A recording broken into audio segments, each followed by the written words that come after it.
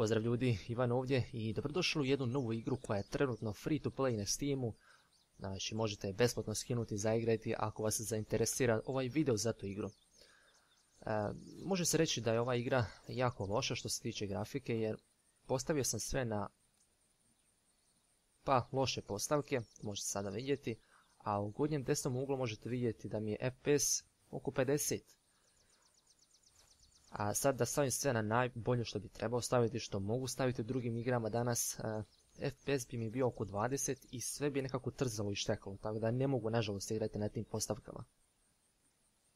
Ali moram napomenuti da je ovu igru radila jedna osoba, i to ne bilo koja osoba, nego mladić od 17 godina. I s obzirom da je to on sve sam napravio, igra je dosta impresivna. I to je to što se može reći o tome, jer da je radio nekakav studio ovu igru, igra bi bila previše očajna i recenzije o ovoj igri bi bile jako loše. A pošto je jedna osoba radila, tu je trebalo puno vremena da se to sve realizira i napravi ovakav svijet i naprave, dizajnira se ovo, iako je to jako loše dizajnirano, ali nema veze. Igra se može usporediti sa trenutno na tržištu igre koje postoje, najbolje usporediti sa Minecraftom i sa DayZom. Zato što je ovo zombi apokalipsa, morate ubijati zombije, lutati iteme. I tamo nam prilazi jedan prijatelj.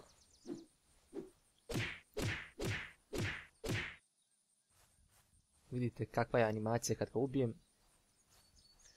Mislim da bude strašno, to je onako smiješno, što je više igra za djecu nego za odrasle ljude. No dobro, pošto je free to play, odlučio sam malo prokomentirati ovu igru.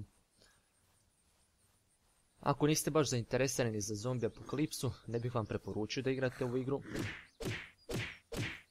Zato što vas neće zainteresirati više od 2-3 sata. Ja za ovu igru znam već neko vrijeme, ali nisam nikad proveo više od 3 sata, ja mislim. Mislim da nisam ni toliko odigrao sati u ovoj igri.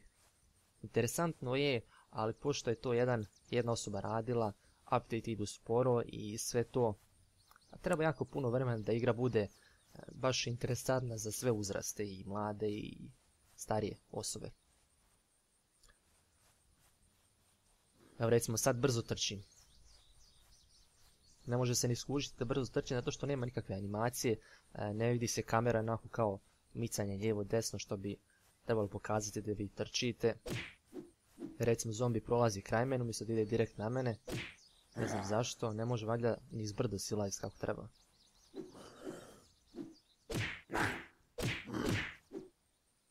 Sad me tobože napao i grizao, a toliko je smiješna animacija da mislite da gledate nekakav crtanje, ne da igrate igru. Ova igra je možda baš namijenjena za mlađi uzrast, tako da ako imate sina, ako imate kćerku koja voli zombije, a ne želite baš da ima noćne more, možete joj dati ili njemu u ovu igru da igraju. Ili jednostavno ako vi želite isprobati, nema problema, možete i vi igrati, neće se niko ljutiti. Mogu igrati i stari i mladi, ali nekako meni ova igra baš nije toliko interesantna da bih je igrao cijelo vrijeme, možda sam da isprobam nove update koji su dodali i tako to. Ovdje se trebate brinuti o gladi, o žeđi, o radijaciji, o vašoj energiji i o vašoj snazi. Snaza upućuje na to koliko možete trčati, recimo sad se troši snaga, energija, to znate sve, glad, žeđ, to sve znate već kako funkcionira.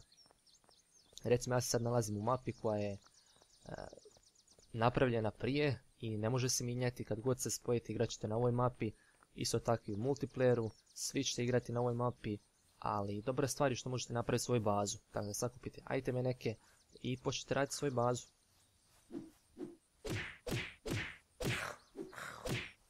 Ovaj je bio gospodin zombi, fino je odijelo čak imao. Nisam vam pokazao kako ja izgledam. Znači, trenutno sam gol, ovo sam ja, mrgud. Možete napraviti svog lika kako želite, možete staviti čak da budete ili ljevak ili dešnjak. Ja sam stavio dešnjak zato što sam to u stvarnosti dešnjak.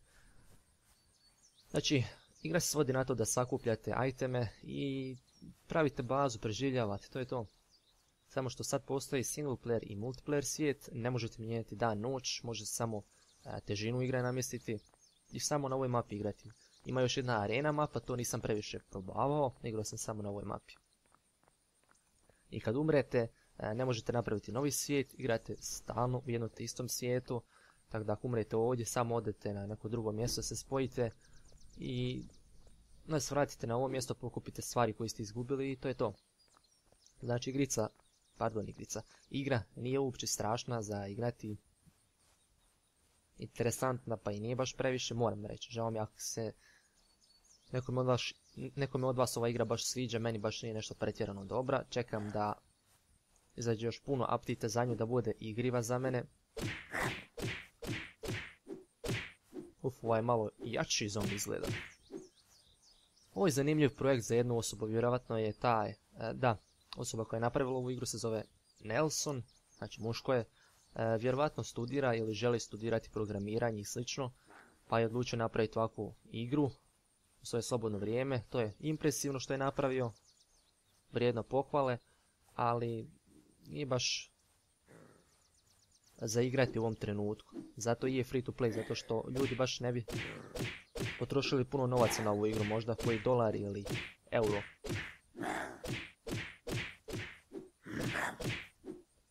Ovo je takozvani neki elitni zombi koji bi trebao biti puno jači, pošto ima svoj oklop, jedan i drugi kojeg sam sad ubio, ne mogu ga vidjeti, tu je negdje, evo ga. I on ima oklop nekakav, to je pancirku i kacigu, ali sam ih ubio šakama, što u drugim igrama gdje preživljavate sa zombima baš ne možete vidjeti. Recimo, ne znam sad točno, mislim da u DayZ-u ne možete ubiti sa šakama, barem prije kad je DayZ bio samo mod, ja sam probao ubiti sa šakama, nisam uspio. Nego si baš mora imati nekakvo oružje da bi stalno umirao, stalno. Evo ovdje recimo možete svakog zombija ubiti sa šakama, nije pretjerano teško. Možete čak vidjeti u ovom videu kako nije baš pretjerano zabavno ni za gledati, pa nije ljudi moji ni za igrati. Ali dobra igra je u razvoju, neću ništa toliko kritizirati ovu igru. Lijepa je za sad, pa vrijedno je pohvale, jedna osoba je rada na toj igri, šta da kažem. Stalno ponavljam, ali to je to što se može trenutno reći. Znači imate crafting sistem, da možete se micati, znači lijevo desno, to jest nagnuti, iako to nisam nikad koristio u igrama. U igri možete recimo craftati stvari različite i možete unaprijediti vaše skillove, recimo survival, endurance, sneaky beaky, marksman i slično. Znači ima puno stvari, ima puno ideja u ovoj igri, ali još treba puno vremena da se to sve dovrši. Recimo ovo treba predstavljati drvo, a to je doslovno jedna jedina boja. Vidite, samo jedna boja i to predstavlja drvo. Dakle, možete vidjeti koliko još vremena treba dok se ova igra završi. Evo sad... Aha, tu si, pardon. Ajde da se i tebe riješimo.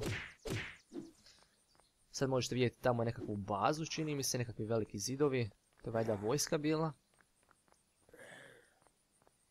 I malo protrčati ovdje da vidimo ako uspijem pronaći nekakav item, jer treba dosta vremena dok nađete nekakvo mjesto zapravo da pokupite nekakve korisne iteme. Recimo imate luk, da možete pucati, imate pištolje, imate vatreno oružje i pa zapravo sve imate ovdje. I sjekiru, i golf palicu, i mačetu, i samurajski mač, i pištolj, i pušku. Znači puno stvari, imate čak i auto koje možete voziti. Helikopteri trenutno ne postoje, niti avioni, barem ja nisam siguran da postoje. Recimo sad ovo predstavlja nekakvu bazu gdje bi trebali pronaći malo vrijednije iteme. I tu ima puno više zombija kojih se ja sad ne mogu riješiti, nažalost. Moram bježati. No dobro, prati me 1, 2, pa ne znam sad, negdje oko 7-8 zombija. Nisam isprobao da li je to moguće, ali recimo možete sad pustiti da vas ubiju. Ponovo se spawnate u istom svijetu i onda dođete sa druge strane u tu bazu i pokupite sve te vrijedne iteme. To nisam probao, niti ću probavati, ali eto ideja za vas, ako vas zainteresira igra, zainteresira ovaj video za igru. Ništa, sad ću se sam ubiti, neću im dati zadovoljstvo da me ubiju. You died at your own hand. Tako je, ljudi moji. Ubio sam se sam, nisam dopustio da me pojedu zombije. I to je to, dragi moji. Ako vam se svidio video, lupite taj like ispod. Vas ništa ne košta, meni puno znači. I vidimo se u idućem videu u nekoj novoj igri. Pozdrav!